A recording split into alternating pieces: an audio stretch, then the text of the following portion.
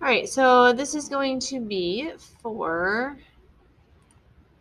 today, which is a white day, April 7th, and then also for the red day, Monday, April 10th. Okay, and this will be for class 2. This is for reading class 2. I know I just said that, but here's what's going to happen today, and I'm going to kind of show you what I showed the kids on in the class. Um, so we have taken in our old notebook, we have page 26, which has the format that we could use for central idea. That's something that you're going to want to reference to. And if you need to reference that on your actual computer, you can find all of the notes and things right here. So if you scroll down, you can actually find central idea practice page 26, so you can get that from here. Okay, you just click on it, it'll open up and look exactly what this is. Okay, so that's one thing you're going to want to look at. Another thing you may want to look at and reference is page 27. Again, you can also have that in here, right here, author's purpose notes, page 27. So anything that I'm referencing from a notebook, you can find in there. The next thing you're going to want to look at is page 22 in our new notebook. We have SCIF, and with that, we did the whole scan, first draft read, central idea, SCIT, second draft read, and then think. So those are things that we ended up taking. And then we also looked at this, and this is the mentor text that we used last time. And what you're going to end up doing with this is we are going to work on writing a summary. So we're going to take notes today. So what I need for you to do is I need you to have a separate sheet of paper, and you're going to take notes about how to summarize a nonfiction text. Okay, so get yourself a new piece of paper, whatever that may be, and then you're going to make sure that you're going to bring that back. You're going to show me so I can give you a grade for it. But you're going to have that piece of paper. Okay, so here's what's going to happen. We went through, we kind of talked we talked about what we're going to be doing with this, and this is essentially what's happening.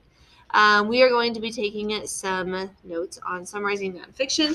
So on that separate sheet of paper, if you just copy down what's on my screen, that will be just fine. I'm going to kind of talk through it and everything too. But summarizing nonfiction, this is going to go on page 22 in your new notebook. So whenever you get back to school, you can tape this piece of paper in there.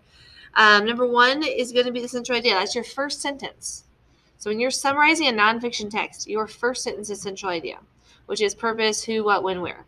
Okay, so that's something we have done since like second quarter. You should be very familiar with that and be able to do that as well. So that's your first sentence. Okay, your second sentence is going to be how the author communicates it. Okay, so again, you're writing down what this says on your own sheet of paper, how the author communicates it. So how is the author able to push out the information with whatever's in the article? We don't want you to be too specific unless it's like throughout the entire piece. An example that I gave in class was like, I know it's not nonfiction, but like the story of the Three Little Pigs. We can just give like the overall like information about it. We don't have to do specific things such as saying there was a straw house and a stick house and a brick house. We don't need to say those things and be too specific because it's not throughout the entire story. Okay. So examples that we kind of have and came up with is like the format. How did the author communicate it? What format did they use? What strategies did they use? Think about writing strategies. What kind of connotation did they use? But we may add more things to this to make sure you kind of keep some space there. But those are things we're going to look at in the sense of what did they do to get the information they wanted to across. Okay, so those things we're looking at. Okay? All right, and then your final sentence, and this is only if needed. Again, I want you to make sure you're writing this down. But the third sentence is only if needed. This is the why is it important. It's going to be what you're taking away from it. Maybe you're going to start a sentence saying ultimately blank, or the author wants me to blank. And so having that on there will kind of help to wrap up the summary. And a lot of times you'll get that last sentence if you choose to, or if you need the why is it important. It'll be in the last section of whatever it is that you read because it'll kind of give you that. Okay. So essentially what's happening here, and again, I want you to make sure that you've written all of these notes on your own sheet of paper, but what has happened is like in every summarizing thing, you can do who, what, where, when, and then you can do the how and the why. So it has those base questions to kind of give that overall feel of what that article may be. Okay, so you should never really have more than 3 sentences. You should be able to get most of it in that you need to in those 3 sentences. Okay. All right. So this, make sure you have that written down, and we're going to come back and look at this. But what we're going to do is we're going to try this with an article that we've already started. So in your notebook, which I know you don't have that right now, but in your notebook, you actually have already done the central idea for the creatures article. And your central idea was around this. What do these creatures have in common is an informational text that discusses how hydras regenerate body parts to live longer. So that was the central idea that you guys came up with for this particular article. And so what we ended up doing today in class is kind of talking through how can we get that second and third sentence.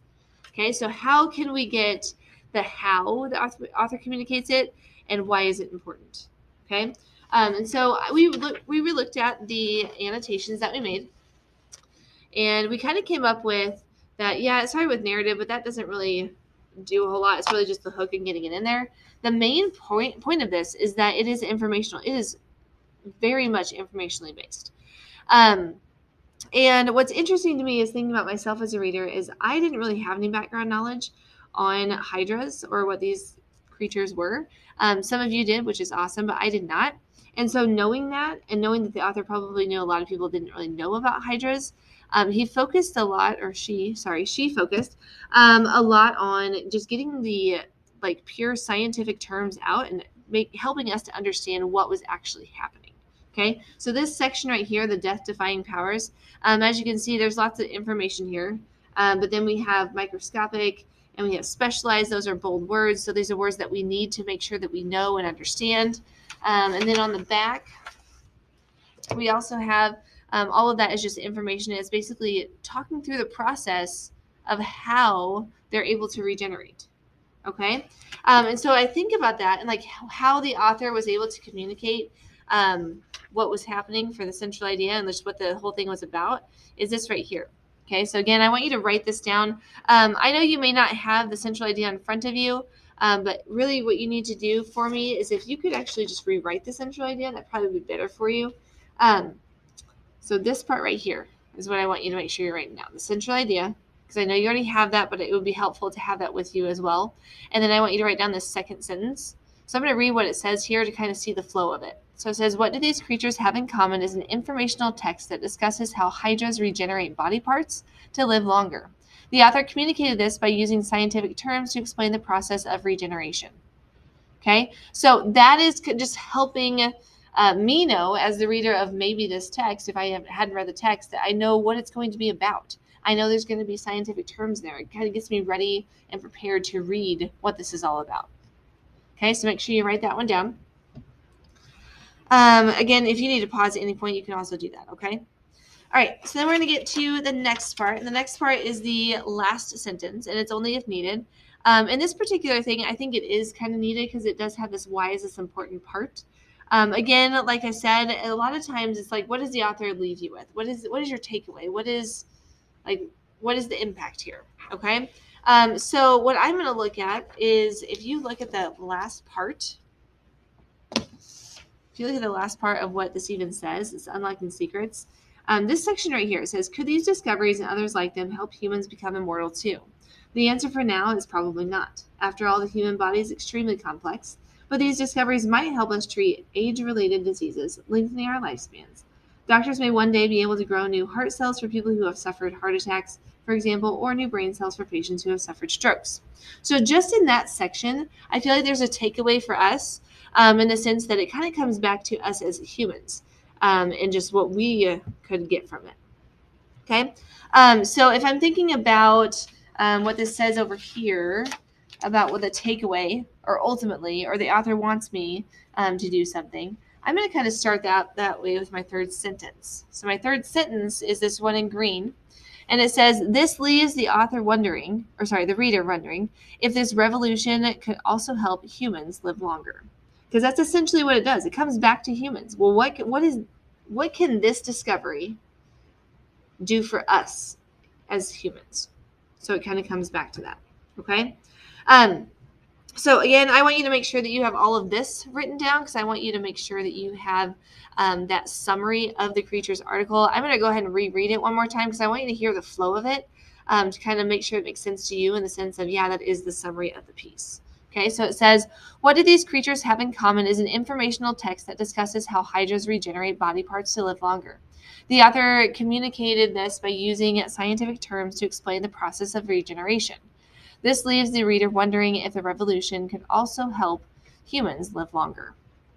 Okay, so that just gives me a really quick little snapshot of what this whole article is about. It should just be a snapshot. It should not have very specific things necessarily in there, because if I want more specific things, I'm going to actually read the whole article. Okay, all right. So make sure you take a picture of that, send it to me. I will give you credit for that one. If you I also want you to get another sheet of paper because I'm going to have you do one more thing.